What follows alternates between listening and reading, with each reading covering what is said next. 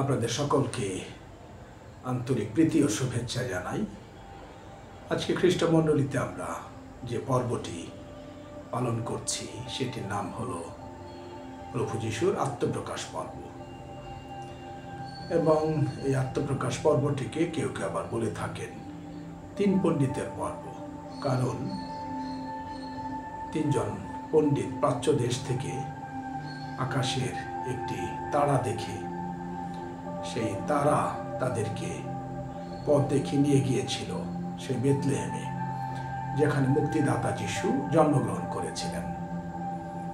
এবং এরা শুধু পণ্ডিত নয়, এরা জ্যোতির্বিদ পণ্ডিত, অ্যাস্ট্রোলজার আমরা যাদেরকে বলি, যারা তারা নক্ষত্র বিষয়ে পড়াশোনা করেন এবং এ বিষয়ে তারা জ্ঞান রাখেন। তাহলে তিনজন পণ্ডিত তারা আকাশে একটি তারা দেখেছিল এবং সেই তারা তাদের কাছে একটা নিদর্শন হয়ে এসেছে। তারা সেই তারা অনুসরণ করে করেই যিশুর অন্বেষণে বেরিয়েছিল। তাদের হাতে ছিল উপহার সামগ্রী। এখন এই আত্মপ্রকাশ, যেটা আমরা বাংলা ভাষায় বলছি, এই আত্মপ্রকাশ পর্বটিকে ইংরেজিতে আমরা বলি দ্য ফিস্ট অফ এপেফানি। এপেফানি কথাটির অর্থ হচ্ছে অ্যাপিয়ারেন্স অথবা ম্যানিফেস্টেশন। তার মানে হলো প্রকাশ করা বা প্রকাশিত হওয়া।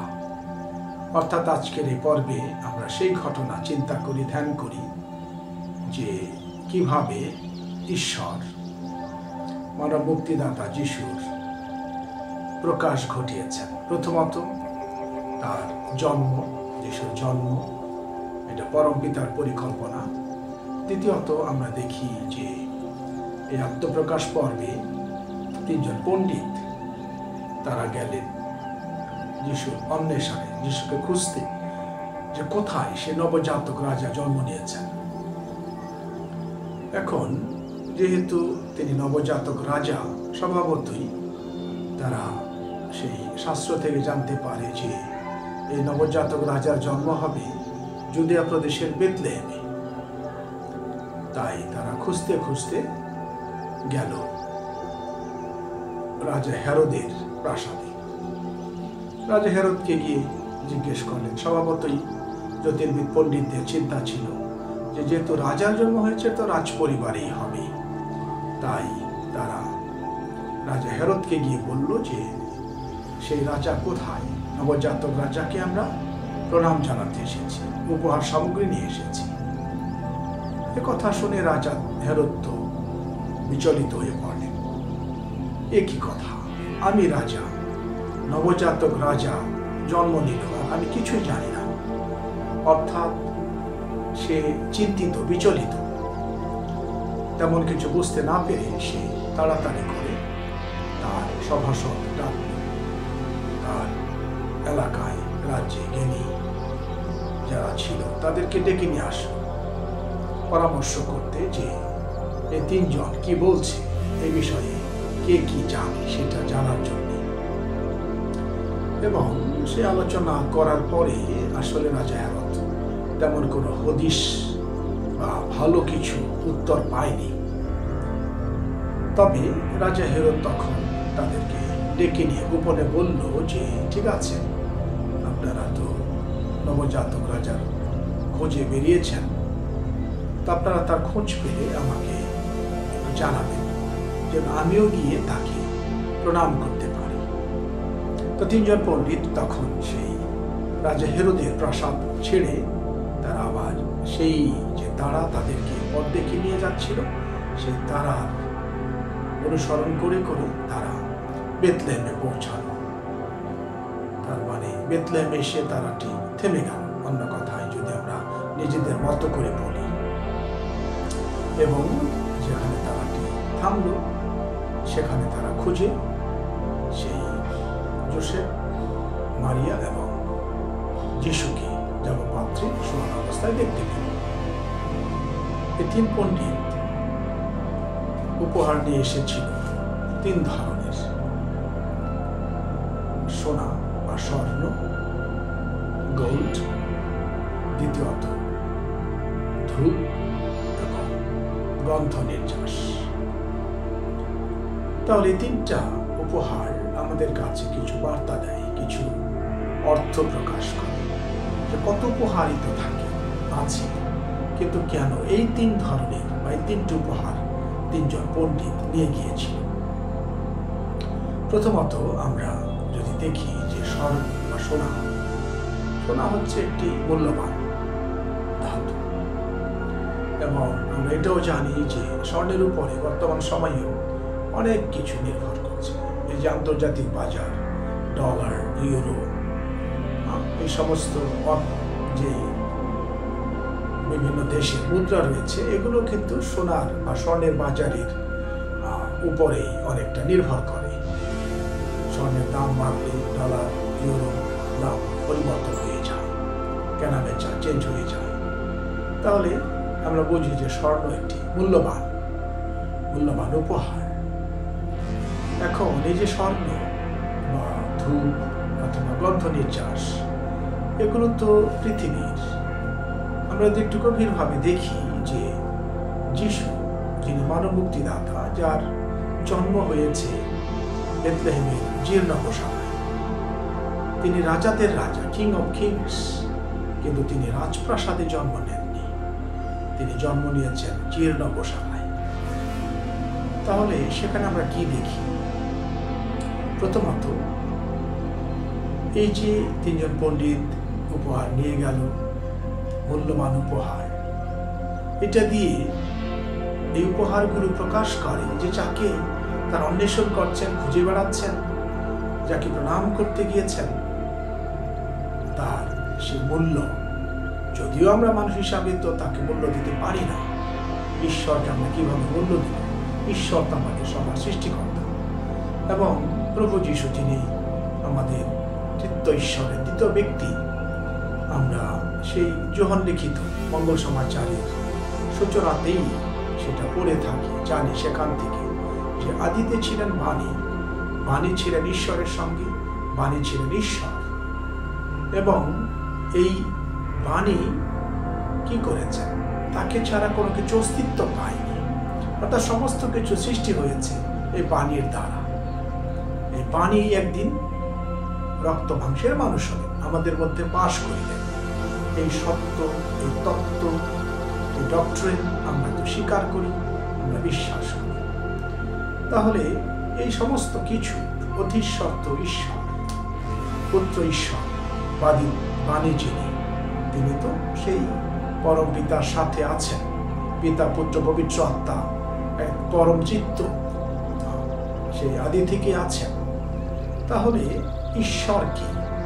এই তিন পণ্ডিত পূজা নিবেদন করতে গেল, উপহার দিতে গেল, তার আরাধনায় প্রণত হল, কিন্তু আমরা যদি দেখি, খেয়াল করি, এই ঈশ্বরেরই দান দিয়ে, তাহলে সেটা ঠিক আছে, ঈশ্বর আমাদেরকে সমস্ত কিছুই দেন প্রয়োজনীয়, এবং সেখান থেকে আবার আমরা ঈশ্বরের প্রতি আমাদের কৃতজ্ঞতা, আমাদের শ্রদ্ধা, আমাদের ভক্তি, আমাদের বিশ্বাস, আমাদের ভালোবাসা সবকিছু প্রকাশ করে থাকি। এই তিন পণ্ডিত সেটা প্রকাশ করতে সেখানে গিয়েছেন।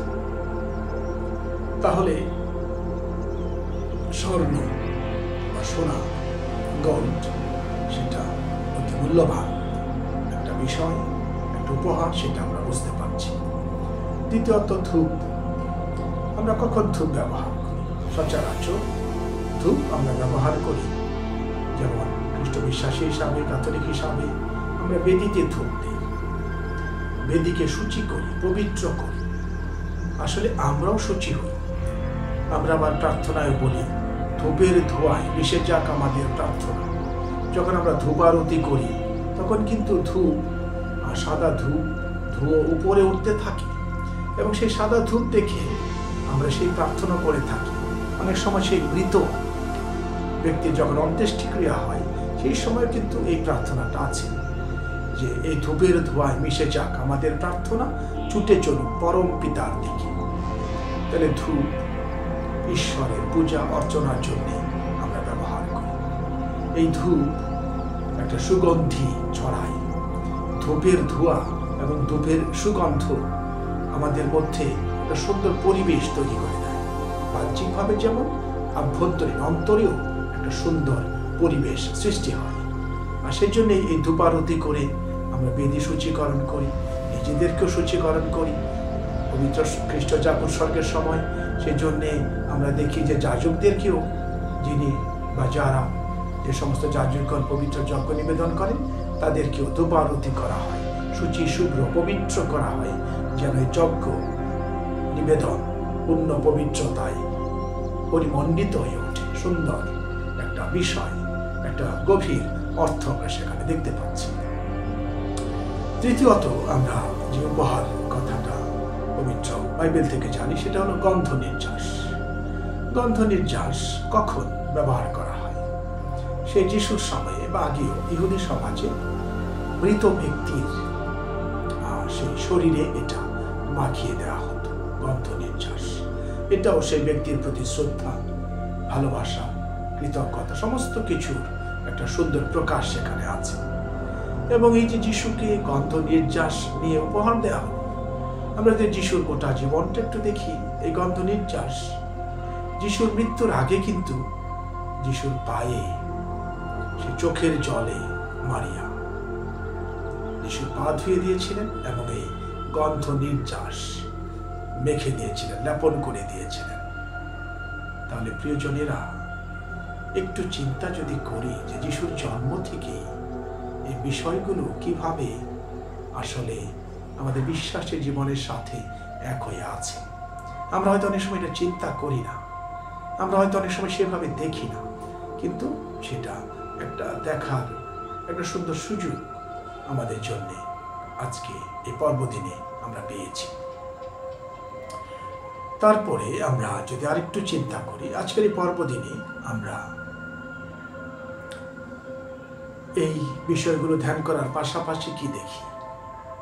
রাজা হেরোদ 3 পণ্ডিতকে বলেছিল, আপনারা তার খোঁজ পেলে আমাকে জানাবেন, আমাকে খবরটা দেবেন, যেন আমি তাকে গিয়ে প্রণাম করতে পারি। কিন্তু বলা হয় যে স্বপ্নে 3 পণ্ডিত জানতে পারে যে তাদের অন্য রাস্তায় ফিরে যেতে হবে এবং তারা অন্য একটা রাস্তা ধরেই তাদের দেশে, এলাকায়, বাড়িতে ফিরে গেছে। এটা থেকে একটা বড় শিক্ষা আমাদের আছে। সেই শিক্ষাটা কি? প্রথমত, আমরা এইভাবেও চিন্তা করি মানুষ হিসাবে, যদি এমন হতো যে সেই 3 পণ্ডিত রাজা হেরোদের কাছে গেছেন, রাজা হেরোদ জানতে পারল, তাহলে কি ঘটতে পারত? এটা কিন্তু আমরা সেই ডিসেম্বর মাসের 28 তারিখে নিষ্পাপ শিশুদের যে পর্ব আমরা পালন করি, সেই ঘটনা থেকে অনেকটা অনুমান করতে পারি এবং বুঝতে পারি। শুধু অনুমান না, এটা বাস্তব থেকে বুঝতে পারি। রাজা হেরোদ কি করেছিল? পরবর্তীতে যখন এই 3 পণ্ডিত তার কাছে যায়নি, রাজা হেরোদ আদেশ জারি করলো, হুকুম জারি করলো যে 2 বছর এবং তার কম বয়সের যত ছেলে শিশু আছে তাদের সবাইকে হত্যা করা হবে, হত্যা করা। এবং তাই করেছিল। পবিত্র শাস্ত্রে সেটাই বলা আছে, রামাপল্লীতে ধ্বনিত হলো এক করুণ কান্নার ধ্বনি। সবাই কান্না করছে, কারণ তাদের শিশু সন্তান ছেলেদেরকে মেরে ফেলেছে রাজা হেরোদ হুকুম করে। কেন? হিংসা। যে আমি রাজা থাকতে আবার কোন রাজা আসবে? ক্ষমতার লোভ মানুষের এখনো আমরা দেখতে পারি। ক্ষমতা মানুষ ছাড়তে চায় না বেশিরভাগ ক্ষেত্রে। কেন? কিন্তু এটাও আমাদের বুঝতে হবে যে এই ক্ষমতা কে দিয়েছে, কে দেয়? এটা কিসের ক্ষমতা, কিসের শক্তি? এই জাগতিক অর্থে যদি ক্ষমতা লোভে মানুষ পড়ে, তখন কি হয়? তার মধ্যে অহংকার জন্ম নেয়। আর যার মধ্যে অহংকার আছে, সে তো ঈশ্বরকে অনেক সময় তোয়াক্কা করে না। অনেক সময় তারা অবিশ্বাসী হয়ে যায়। তারা মনে করে তাদের দ্বারাই সবকিছু হচ্ছে, তাদের সবকিছু শক্তি আছে। কিন্তু আমরা এটুকু জানি না যে আমাদের নিঃশ্বাসটা যখন বন্ধ হয়ে যায়, তখন দেহ নিথর হয়ে পড়ে থাকে। কোথায় কার ক্ষমতা? সবকিছু মুহূর্তে বিলীন হয়ে যায়, শেষ হয়ে যায়। তাই নিঃশ্বাস আর বিশ্বাস, এই দুটো জিনিস আমাদেরকে বুঝতে হবে। বিশ্বাস ছাড়া আমাদের জীবনে শূন্যতা আছে। এই জীবনে, পৃথিবীতে, এবং আমরা যারা বিশ্বাসী, ঈশ্বরকে যারা বিশ্বাস করি যে মৃত্যুর পরে জীবন আছে, অনন্ত জীবন, স্বর্গ আছে, বেহেশত আছে, নরক আছে, আমরা অবশ্যই জানি যে ভালো মানুষ, নম্র মানুষ, সেবক যারা সেবা করে, অন্যের মঙ্গল করে, কল্যাণ করে, তারা সেই মৃত্যুর পরে বেহেশতে যাবে, স্বর্গে যাবে, অনন্ত জীবন লাভ করবে, যে জীবন আর শেষ হবে না। তাহলে এখানে আমরা দেখি যে ক্ষমতা নিয়ে মানুষের পৃথিবীতে কত কিছু, আসলে মানুষ দেখেও যেন দেখে না, বুঝেও যেন বোঝে না, শুনেও যেন শুনে না। তাই আবার সে মঙ্গল সমাচারের কথায় আসে। যিশু বলেছেন কয়েকবার যে তাদের কান আছে, তারা শুনতে পায় না, তাদের চোখ আছে, তারা দেখতে পারে না। পৃথিবীতে কি হচ্ছে, এই যে ক্ষমতা নিয়ে, এই যে লড়াই, এই যে যুদ্ধ, এই যে অস্ত্রের হানাহানি, এই যে বোমাবাজি দেশে দেশে বিভিন্ন স্থানে, কেন নিরীহ মানুষকে প্রাণ দিতে হবে? আমরা তো একটা জীবনও তৈরি করতে পারি না। যিনি জীবন দেন তিনি তো জীবনের মালিক। তাহলে আমরা কি করে জীবনের মালিক হয়ে যাই যে আমরা অন্যের প্রাণ নাশ করছি, ধ্বংস করছি, মেরে ফেলছি? সেটা অবশ্যই একজন বিবেকবান মানুষ হিসাবে আমাকে, আপনাকে, আমাদের সবাইকে চিন্তা করতে হবে। আমরা একজন মানুষ হত্যা করি, মানুষকে ধ্বংস করি, খুন করি, কিভাবে আমরা ভালো মানুষ হতে পারি? এটা সম্ভব নয়। তার মানে আমাদের যে বিবেক দিয়েছেন সৃষ্টিকর্তা ঈশ্বর, বিবেক হলো আমাদের ভালো মন্দ বিচার বিবেচনা করার যে শক্তি ঈশ্বর দেন, এবং শুধু বিচার বিবেচনা করা নয়, ভালোটাকে গ্রহণ করা, মন্দ যা কিছু সেটাকে বর্জন করা। কারণ মন্দ সেটা আমাদের জীবনকে নষ্ট করবে, ধ্বংস করে দেবে। তাই ভালোটাকে অর্জন, মন্দ যা কিছু তাকে বর্জন, সেটা হলো বিবেকের কাজ। অর্থাৎ বেছে নিতে বলে ঈশ্বর, বলেন বেছে নাও, জীবন বেছে নাও, ভালোটা বেছে নাও, ভালো পথ বেছে নাও, সেটা যেন আমরা করি। তাহলে আজকের এই পর্বদিনের আমরা শেষে যদি একটু চিন্তা করি যে পণ্ডিতেরা অন্য পথ ধরে ফিরে গেল, এখান থেকে আমাদের জন্য একটা শিক্ষা আছে। শিক্ষাটা কি? আমাদের নিজেদের জীবন চিন্তা করতে হবে। আমি, আপনি, আমরা কোন পথে আছি? সত্যের পথে? সত্যের পথে থাকলে ভালো, তাহলে আমরা সেই পথেই চলব। কিন্তু কেউ যদি মিথ্যার পথে থাকে, তাকে অন্য পথে, অর্থাৎ মিথ্যা থেকে সত্যের পথে ফিরে আসতে হবে। কেউ যদি অন্ধকার পথে থাকে, পাপের পথে থাকে, তাকে অন্য পথে, মানে পুণ্যের পথে, পবিত্রতার পথে ফিরে আসতে হবে। কেউ যদি ভালোবাসার পথে না থাকে, অর্থাৎ প্রতিশোধ, ঘৃণা যদি কারো মনে থাকে, তাকে অন্য পথে, মানে ভালোবাসার পথে ফিরে আসতে হবে, যেন অন্যকে আমরা ভালোবাসি, অন্যকে আমরা গ্রহণ করি। কেউ যদি অন্যায়ের পথে থাকে, তাহলে তাকে ন্যায়ের পথে ফিরে আসতে হবে।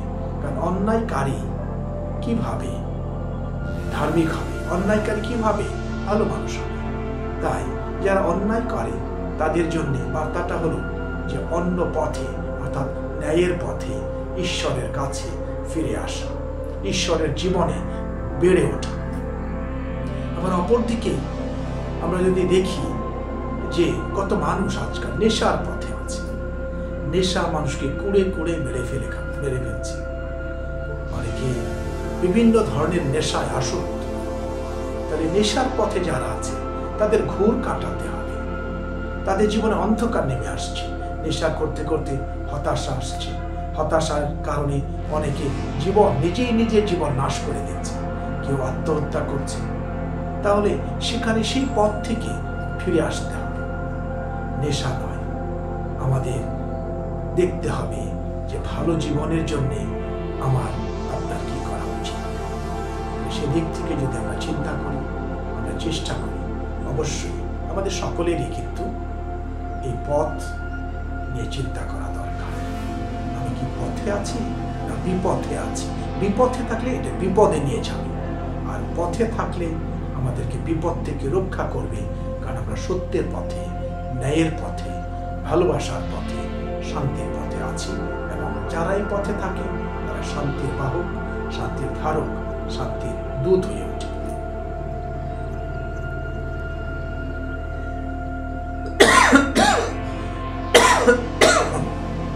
তাই আমরা আজকে এই পর্বদিনে আমাদের জীবনকে নিয়ে একটু মূল্যায়ন করি। আমরা এই পর্বদিনে শিখি যে আমরা আমাদের জীবনের যে সৌন্দর্য, যে মাহাত্ম্য, এটা প্রস্ফুটিত হয়, বিকশিত হয়, প্রকাশ পায় যখন আমরা সত্যে জীবনযাপন করি। আমরা সত্যময় সৃষ্টিকর্তা ঈশ্বরকে অন্বেষণ করি, তাকে আমাদের জীবনে খুঁজে পাই, তাকে আমাদের জীবনে গ্রহণ করি, বরণ করি এবং অন্যের কাছে বহন করি। আমাদের কথায়, চিন্তায়, চেতনায়, কাজে, কর্মে, মনোভাবে, স্বভাবে, আচরণে, বিচরণে সব দিক থেকেই আমরা যখন সত্যকে প্রকাশ করি, সত্যকে অন্বেষণ করি, তখনই কিন্তু আমাদের জীবনে প্রকৃতপক্ষে ন্যায়পরায়ণতা, ধার্মিকতা, ন্যায্যতা, ভালোবাসা, শান্তি এবং আনন্দ বিরাজ করে। আমরা সবাই শান্তি চাই, সবাই আনন্দে থাকতে চাই। সে আনন্দ যেন হয় নির্মল আনন্দ, সে আনন্দ যেন হয় পরস্পরের সাথে সুন্দর ভালোবাসার সম্পর্কের সহযোগিতার জন্য আনন্দ। প্রতিযোগিতা আনে দ্বন্দ্ব, সহযোগিতা আনে আনন্দ। জীবনে ফিরে আসে ছন্দ। তাই আসুন জীবনে ছন্দ ফিরিয়ে আনতে আমরা অন্যায়কে বর্জন করি, ন্যায়ের পথ অনুসরণ করি, ঘৃণা প্রতিশোধ আমরা পরিত্যাগ করি, ভালোবাসা পথ আমরা ধরে এগিয়ে যাই, অশান্তি পরিত্যাগ করি, শান্তির মানুষে আমরা আগামী দিনে পথ চলি। সেই শুভকামনা, সেই মঙ্গল কামনা আমরা পরস্পরের জন্য করি এবং আমরা সবাই চেষ্টা করি যেন এই আত্মপ্রকাশ পর্বদিনে আমাদের মধ্য দিয়ে স্বয়ং ঈশ্বর তার কাজ করে যেতে পারেন। সুন্দর জীবন যাপনের মধ্য দিয়ে আমরা যেন সেই সৃষ্টিকর্তা ঈশ্বরের গৌরব করতে পারি, তার গুণকীর্তন করতে পারি, তার আরাধনা করতে পারি। আর এমনিভাবে তার প্রতি আমাদের যে বিশ্বাস, সেই বিশ্বাসের যেন প্রকাশ ঘটে, বিশ্বাসের যেন সাক্ষ্য দান করতে পারি। তাই যতদিন আমার আপনার এই পৃথিবীতে আছে নিঃশ্বাস, ততদিন টিকে থাকুক, গভীর হয়ে থাকুক সৃষ্টিকর্তার প্রতি আমাদের বিশ্বাস। আর এই বিশ্বাস সেই বিশ্বাস, যে বিশ্বাসে আমরা পরস্পরকে ভাই বোন বলে গ্রহণ করি, পরস্পরকে আমরা শ্রদ্ধা করি, সম্মান করি, পরস্পরের মঙ্গল করি, কল্যাণ করি। সেটাই হোক আমাদের সবার ধ্যান, আমাদের সবার জ্ঞান, সেই অনুগ্রহ, আশীর্বাদ